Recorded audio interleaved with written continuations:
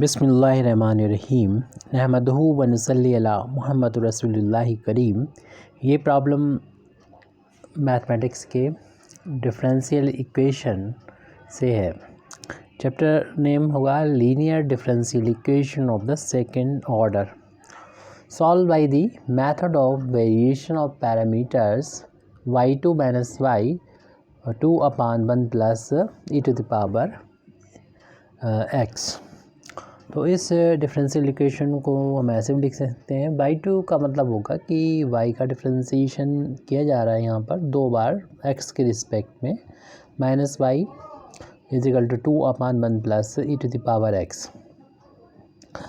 हम लोग जानते हैं कि इसको सॉल्व करने के लिए सबसे पहले तो हम इस गिवन डिफरेंशियल इक्वेशन का कॉम्प्लीमेंट्री फंक्शन फाइंड करते हैं और कॉम्प्लीमेंट्री फंक्शन फाइंड करने के बाद पर्टिकुलर इंटीग्रल जब फाइंड करते हैं तो उसमें ही हम ये method of variation of parameter का यूज़ करते हैं। लेकिन इसके लिए कॉम्प्लीमेंट्री फंक्शन हमें पहले से मालूम होने चाहिए। तो कॉम्प्लीमेंट्री फंक्शन का यूज़ होता है पर्टिकुलर इंटीग्रल को सॉल्व करने में इस method of variation of parameters. तो सबसे पहले तो हम यहाँ पर कॉम्प्लीमेंट्री फंक्शन फाइंड करेंगे और कॉम्प्लीमेंट्री फंक्शन फाइंड करने के लिए हम यहाँ पर इसको डी नोटेशन में लिख देंगे, क्योंकि डी ओवर डी एक्स को हम जब कैपिटल डी लिखते हैं तो d2 over d x square की वैल्यू हो जाती है डी स्क्वायर। तो d square y minus y is equal to 2/1 plus e to the power x है। वाई को राइट हैंड साइड में अगर हम कॉमन ले लें, बाहर ले लें, तो डी स्क्वायर माइनस 1 वाई हो जाएगा, वाई कॉमन था तो 2/1 plus e to the power x हो गया। अब यहाँ पर जैसे कि हमने पहले बोला, हम फाइंड करना चाहते हैं कॉम्प्लीमेंट्री फंक्शन, जो कि फाइंड होता है एक्सिलरी इक्वेशन से, इस डिफरेंशियल इक्वेशन के एक्सिलरी इक्वेशन से। The axillary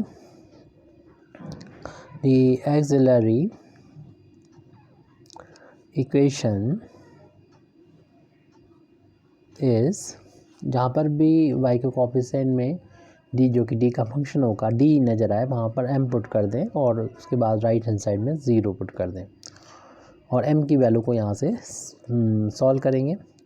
m square equal to 1, m की वैल्यू स्क्वायर हटाएंगे, स्क्वायर रूट लग जाएगा, इसकी 2 वैल्यू होती है प्लस माइनस, तो m की वैल्यू प्लस माइनस 1 आ गई। तो m की जो हमें यहाँ पर 2 मिली है, प्लस का 1 और माइनस 1, इसके करस्पॉन्डिंग हम कॉम्प्लीमेंट्री फंक्शन को लिख सकते हैं, यानी c1 पहली m की value 1x multiply plus c2 की पावर ये दूसरी वैल्यू इंटू x कर देंगे। तो ये कॉम्प्लीमेंट्री फंक्शन हमको ये मिल चुका है। जब कॉम्प्लीमेंट्री फंक्शन मिल जाता है तो आप c1 का जो कोफिशिएंट होता है इसको u से डिनोट करते हैं, e to the power x है जो कि, और जो c2 को कोफिशिएंट होता है उसको v से डिनोट करते हैं, की पावर माइनस x हो गया। कॉम्प्लीमेंट्री फंक्शन में से हम लोग u और v जब निकाल लेते हैं, इसी का हम यूज़ करते हैं पर्टिकुलर इंटीग्रल को फाइंड करने में, क्योंकि पर्टिकुलर इंटीग्रल को लेट कर लेते हैं। Particular integral is equal to a into u कर देते हैं प्लस b इंटू वी को देते हैं, और u और v की वैल्यू तो यहाँ पर पुट कर देंगे। यहाँ पर u की value e to the power x है और v की value e to the power minus x है। तो यहाँ पर पर्टिकुलर इंटीग्रल मिल जाएगा अगर हम a और v की वैल्यू को फाइंड कर सकते हैं। a और v जो होते हैं वो अननोन फंक्शन होते हैं और ये x के ही सिर्फ फंक्शन होते हैं, तो इनकी वैल्यू को हम फाइंड करते हैं। उसके लिए फार्मूले हैं a और v के लिए, लेकिन इसमें इन फार्मूले में एक फैक्टर आता है w, जो कि एक डिटर्मिनेंट को सॉल्व करने पर मिलती है, और उस डिटर्मिनेंट को हम बोलते हैं रोनस्कियन ऑफ uv। तो हमें w फाइंड करना होगा जो कि होगी रोनस्कियन ऑफ uv। तो w इज इक्वल टू होता है u v u1 u1 का यहाँ पर मतलब है कि u का डिफ्रेंसिएशन x के रिस्पेक्ट में, v1 का डिफरेंस मतलब है कि v का डिफ्रेंसिएशन x के रिस्पेक्ट में। इसी जो मैट्रिक्स डिटर्मिनेंट होती है, इसी को हम बोलते हैं रोनेस्कियन ऑफ u एंड v। तो ये हमें पता होना चाहिए। वैसे तो हमें w का यूज़ करना है, जैसे कि बताया हमने a और b के लिए फार्मूले होते हैं, उसमें w आता है, तो w की वैल्यू क्या होती है उसे फाइंड करना है। u भी हमारे पास है, ऊपर लिखा हुआ है, u भी यहाँ पुट कर देंगे, उनके x के रिस्पेक्ट में डिफ्रेंसिएशन भी नीचे लिख देंगे, और w को जो कि सेकेंड ऑर्डर का डिटर्मिनेंट है, इस वैल्यू को सॉल्व कर लेंगे। तो यहाँ पर हमें मिल चुका है w is equal to u की value e to the power x दे रखी है, u की वैल्यू पीछे देख लीजिएगा। इसी तरीके से v की वैल्यू भी हमें मिल चुकी है e to the power -x, और सेकेंड रो में हमें लिखते हैं इनका differentiation with respect to e की पावर x का डिफ्रेंसिएशन e की पावर x होता है। यहाँ पर डिफ्रेंसिएशन करने जाएंगे, e की पावर x का डिफ्रेंसिएशन e की पावर x हो जाएगा, माइनस है तो लिख देंगे, लेकिन इस -x का भी x के रिस्पेक्ट में डिफ्रेंसिएशन करेंगे तो जो कि -1 हो जाएगा, और फिर हम w की वैल्यू को फाइंड करेंगे। तो सेकेंड ऑर्डर का डिटर्मिनेंट है, इसका इंटू इसमें हो जाएगा क्रॉस में, और इस माइनस इसका इंटू इसमें फार्मूला होता है। तो e to the power x into हो जाएगा यहाँ पर माइनस e की power x minus e to the power -x बन चुका है ये, फिर फार्मूला होता है माइनस और इन दोनों का इंटू, तो e की पावर x में मल्टीप्लाई हो चुका है e की पावर -x का। ये यहाँ पर माइनस शुरू में लिख रहे हैं, और ये सेम बेस e है तो पावर ऐड हो जाएंगी, यानी x और ये -x जो है वो दोनों ऐड हो जाएंगी। ऐसे यहाँ पर भी होगा, x पावर और ये -x पावर ऐड हो जाएंगे, ब्रैकेट ओपन होगा यहाँ का, ये माइनस लगा रहेगा यहाँ पर, तो ये माइनस प्लस साइन जो होगा अब इस माइनस की वजह से माइनस हो जाएगा, तो ये -x हो गया। ऐसे यहाँ पर भी होने वाला है -x, और ये पावर प्लस माइनस कैंसिल होके e की पावर जो होगी 0 बन जाएगी दोनों ही केस में, और 0 वैल्यू होती है पावर e की तो वैल्यू 1 के बराबर हो जाती है। किसी की पावर 0 हो तो वैल्यू 1 हो जाती है, बस 0 ना होना चाहिए, इन्फिनिटी नहीं होना चाहिए। तो इस तरीके से w की वैल्यू हमको यहाँ पर एक कांस्टेंट वैल्यू मिल गई। वैसे कोई भी ये x का फंक्शन हो सकता था। अब हम यहाँ पर कैपिटल A और b की वैल्यू फाइंड करना है, ताकि हम पर्टिकुलर इंटीग्रल फाइंड करके हम जनरल सॉल्यूशन लिख सकें। तो general solution y is equal to होता है complementary function plus particular integral. तो पर्टिकुलर इंटीग्रल की वैल्यू के लिए हमें a और b चाहिए, तो a के लिए फार्मूला याद कर लीजिए। वैसे और भी मेथड होते हैं, उससे भी इससे सॉल्व किया जाता है, लेकिन सबसे सिंपल मेथड हमको यही लगता है कि फार्मूले के तौर पे आप उसको a की वैल्यू याद रहे। a में माइनस आता है, b में माइनस नहीं आता है, और a में v आता है, और जो हमारा b लिखेंगे उसमें u होता है, लेकिन ये चीज़ कॉमन रहती है r/w dx इंटीग्रेशन, ये चीज़ कॉमन रहती है। अब हम पहले a की वैल्यू को फाइंड कर लेते हैं, फिर हम b की वैल्यू को फाइंड करेंगे। जो गिवन वैल्यू है v की वो है e to the power -x, जो भी हमने वो पुट भी की थी, और उसके बाद में कैपिटल R क्या होता है आपको मालूम होना चाहिए। जो हमारा गिवन डिफरेंशियल इक्वेशन होता है उसको हम इस तरीके से जनरल फार्म में लिख लेते हैं, सॉरी स्टैंडर्ड फार्म में लिख देते हैं। वो ये होती है d2y/dx², और प्लस यहाँ पर होता है p dy/dx plus qy is equal to r। तो यानी जो राइट हैंड साइड में होता है, यहाँ पर जो कि सारे टर्म मौजूद नहीं है, अगर इस इक्वेशन से कंपेयर करें आप इससे, सेकेंड डेरिवेटिव है, इसका कोफिशिएंट 1 है, और dy/dx का कोई कोफिशिएंट नहीं है, यानी p की वैल्यू 0, और हमें ज़रूरत भी नहीं इसकी। y का कोफिशिएंट जो कि -1 है, इसकी भी ज़रूरत नहीं, हमें अभी ज़रूरत जो पड़ रही है वो कैपिटल R की पड़ रही है, जो कि r की वैल्यू 2/1 प्लस e, चाहे आप यहाँ पर नोट भी कर लें कि r की वैल्यू इस सवाल के लिए जो है वो 2/1 plus e to the power x है। शुरुआत में ही कंपेयर करके आप p q r की वैल्यू को लिख सकते हैं। अभी फ़िलहाल यूज़ होगा r की वैल्यू का, जो 2/1 plus e to the power x है। जो हम a की वैल्यू फाइंड कर रहे हैं उसमें r की ज़रूरत पड़ रही है, इस r की वैल्यू को हम लिख देंगे 2/1 plus e to the power x, upon में डब्ल्यू है जो कि अभी वैल्यू फाइंड की थी, माइनस का 2 है कांस्टेंट डी एक्स, माइनस से माइनस ये कैंसिल कर देंगे, 2 से ये कैंसिल 2 हो जाएगा, तो हमारे पास बचेगा ए की वैल्यू यहाँ पर e to the power minus x upon में आ जाएगा 1 plus e to the power x d x, क्योंकि 2 से 2 ये कैंसिल हो चुका है, सिर्फ इतना हमारे पास ये बचा हुआ है। इस पावर को भी अगर प्लस कर लें तो हम इसे लिख सकते हैं इस तरीके से 1 upon e to the power x और 1 plus e to the power x, इस तरीके से लिख सकते हैं। और हम चाहते हैं कि इसको सॉल्व करना तो इसको कुछ में सब्स्टिट्यूट करना होगा।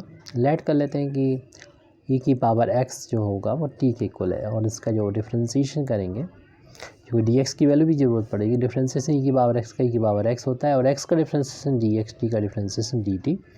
लेकिन हमारे पास यहाँ पर ई की पावर एक्स नहीं है, तो आप सिर्फ डी एक्स की वैल्यू फाइंड करें, लेकिन राइट हैंड साइड में सिर्फ टी ही होना चाहिए। अगर ई की पावर एक्स आ रहा है तो आप ई की पावर एक्स की जगह पर टी रख सकते हैं यहाँ से, क्योंकि इनके बीच में रिलेशन पता ही है।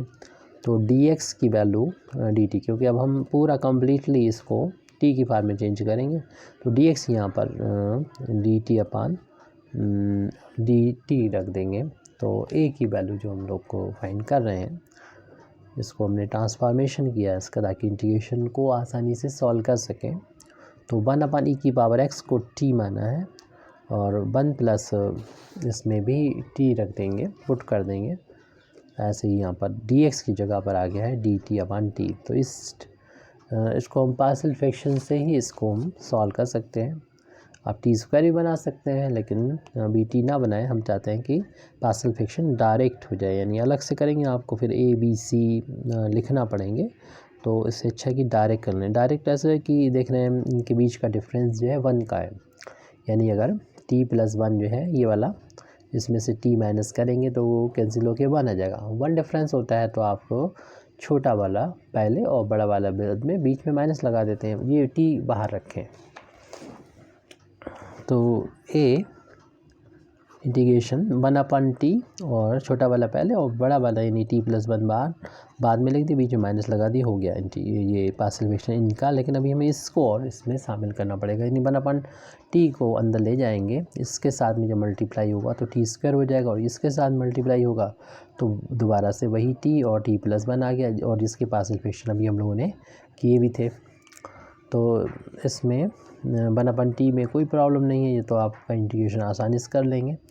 इसमें थोड़ी सी दिक्कत है, पार्शियल फ्रैक्शन इसके दोबारा से वैसे ही कर देंगे, यानी छोटा वाला पहले लिख देंगे, बड़े वाले को बाद में लिख देंगे, और उसके बाद बीच में माइनस साइन लगा देंगे, हो गया पार्शियल फ्रैक्शन इसका। तो अब इस ब्रैकेट को ओपन कर लें, इंटीग्रेशन करना है, ए की वैल्यू हमें मिल जाएगी 1 अपान टी स्क्वायर माइनस 1 अपान टी माइनस माइनस प्लस। ज़रूरी नहीं आप इस तरीके से करें, आप आराम से अलग से पार्शियल फ्रैक्शन निकाल लें और फिर इसको इंटीग्रेशन करने के लिए रखें। मीन्स इसको इतना आप ले लें अलग से, और पार्शियल फ्रैक्शन फाइंड जब हो जाए तो यहाँ पर इंटीग्रेशन के साथ में ए की वैल्यू को निकालते हुए चलें। या आप इस तरीके से भी कर सकते हैं कि आप इसको साथ में लेते हुए चलें इंटीग्रेशन के साइन को और ए की वैल्यू को। तो अब इसमें 3 टर्म मिल गया, और तीनों को बड़े आसानी से इंटीग्रेशन हम लोग कर सकेंगे। तो टर्म बाई टर्म इंटीग्रेशन कर देंगे, 1 अपान टी स्क्वायर का इंटीग्रेशन, 1 अपान टी का इंटीग्रेशन, और 1 अपान टी प्लस 1 का इंटीग्रेशन। इसको जब न्यूमरेटर में ले जाएंगे तो टी की पावर माइनस का 2 मिल जाएगी, इसका इंटीग्रेशन। 1 अपान टी का इंटीग्रेशन क्योंकि लॉग टी हो जाएगा, इसका इंटीग्रेशन लॉग टी प्लस 1 हो जाएगा। तो इस तरीके से इसका जब इंटीग्रेशन करेंगे तो टी की पावर माइनस 2 एक ऐड करेंगे, उतने से ही डिवाइड करेंगे, और लॉग टी को ऐसे ही रखा रहने दें, प्लस का लॉग टी प्लस 1, और ए इज इक्वल टू हो जाएगा ये टी की पावर -1 अपान में -1, और इस 2 लॉग है, एक बार लॉग लिख दीजिए, इसमें जो प्लस वाला है तो उसे न्यूमरेटर में लिख दिया जाता है, और जो माइनस वाला है उसे डिनोमिनेटर में लिख देते हैं। इस माइनस को यहाँ पहुँचा दें, और इस पावर को प्लस करना है तो अपान में लिख दें, यानी माइनस का 1 अपान टी आ जाएगा, और प्लस का ये लिखा हुआ है लॉग टी प्लस 1 अपान में टी। टी अपनी तरफ से हमारा माना हुआ है, तो इस वैल्यू को हम अब वापस भी कर देते हैं, क्योंकि टी माना था कि इंटीग्रेशन हम कर सकें, इंटीग्रेशन हो ही चुका है, इसलिए इसकी वैल्यू को वापस कर देंगे, जो कि टी को माना था ई की पावर एक्स यहाँ पर पुट कर दिया। प्लस लॉग ऐसे यहाँ पर भी कर सकते हैं, ई की power x plus 1 e to the power x. इसको अगर न्यूमरेटर में ले जाएंगे तो पावर माइनस की हो जाएगी।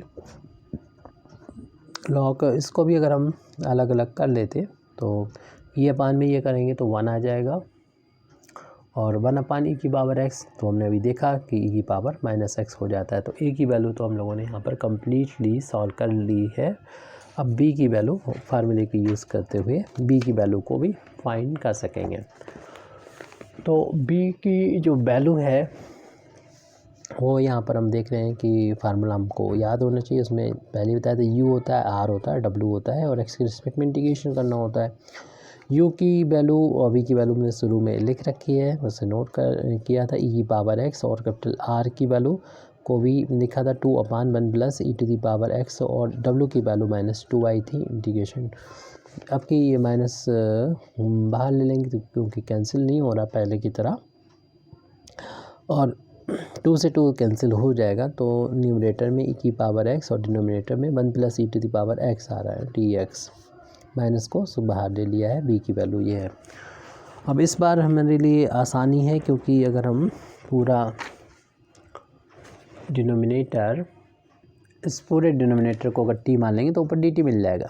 ऐड कर लेते हैं हम 1 प्लस ई की पावर एक्स को टी माना, इसका डिफ्रेंसिएशन करेंगे 1 का 0 हो जाएगी, ई की पावर एक्स का ई की पावर एक्स, लेकिन एक्स का दोबारा डी एक्स, टी का डी टी हो जाएगा।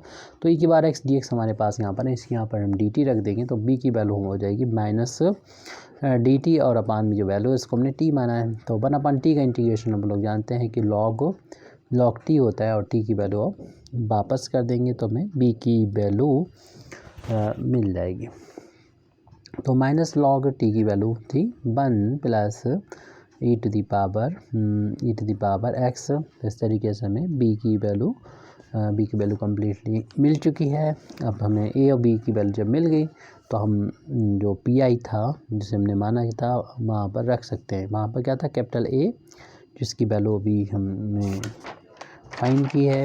ये 2 टर्म है तो ब्रैकेट में बंद कर दें, e to the power minus x plus का log of 1 plus e to the power minus x, ये ए की वैल्यू थी, इसको हमने यहाँ नोट कर लिया। फिर पी आई जो कि शुरू में माना था, देख लीजिए ये है p i, a e to the power x है plus b e to the power minus x है। यहाँ पर वैल्यू ए की रख दी। अब हम ई की पावर एक्स इसमें मल्टीप्लाई करना है, प्लस का बी की वैल्यू ये लिख के रखी हुई है जो कि माइनस में है, इसलिए इसको हम ब्रैकेट में लिख ले रहे हैं, माइनस का लॉग ऑफ 1 प्लस ई की पावर एक्स, और इनटू करना है जो ई की पावर माइनस एक्स के साथ में। तो ये वैल्यू जो है प्लस का साइन माइनस में बदल जाएगी इस माइनस की वजह से। इस तरीके से हम पर्टिकुलर इंटीग्रल को लिख सकते हैं। Particular integral is equal to, इस ब्रैकेट को बिन करेंगे, ई की पावर एक्स का इन दोनों टर्म मल्टीप्लाई होगा, यहाँ पर इंटू होगा ई की पावर माइनस एक्स में, ई की पावर एक्स का बेस इक्वल है, पावर ऐड हो जाएंगी, और ई की पावर एक्स आ जाएगा यहाँ पर log of 1 plus e to the power minus x. ऐसे ये वाला साइन जो है वो माइनस का हो जाएगा, और ई की पावर माइनस एक्स जो कि बाद में लिखा हुआ है इसको हम यहाँ शुरू में लिख देते हैं, फिर मल्टीप्लाई कर दें इस log 1 plus e to the power x के साथ में। तो ये देखें कि सेम बेस ई है, तो पावर एक बार ई लिखेंगे, पावर को ऐड कर देंगे माइनस एक्स प्लस एक्स, और plus e to the power x log of 1 plus e to the power minus x, minus e to the power minus x log of 1 plus e to the power x. ये cancel हो गई, power 0 हो जाएगी, ई की power 0 की value 1 होती है, तो ये -1 plus e to the power x log of 1 plus e to the power minus x, minus e to the power minus x into log of 1 plus e to the power x. ये particular integral की value हमें मिल चुकी है। अब हम लिख सकते हैं यहाँ पर जो गिवन डिफरेंशियल इक्वेशन था उसका general solution. The general solution is y is equal to complementary function और पर्टिकुलर इंटीग्रल। कॉम्प्लीमेंट्री फंक्शन पहले ही फाइंड किया था, c1 e to the power x plus का c2 e की पावर माइनस एक्स। अब पर्टिकुलर इंटीग्रल हमारे सामने अभी है, ऊपर लिखा हुआ, इसी को नोट कर लेते हैं। माइनस का है 1 प्लस का e to the power x log of 1 plus e to the power minus x minus e to the power minus x log of 1 plus e to the power x। इस तरीके से हमारी ये problem complete हो जाती है। Thank you very much Indeed for listening me व आखिर दावाना अल्हम्दुलिल्लाहि रब्बिल आलमीन।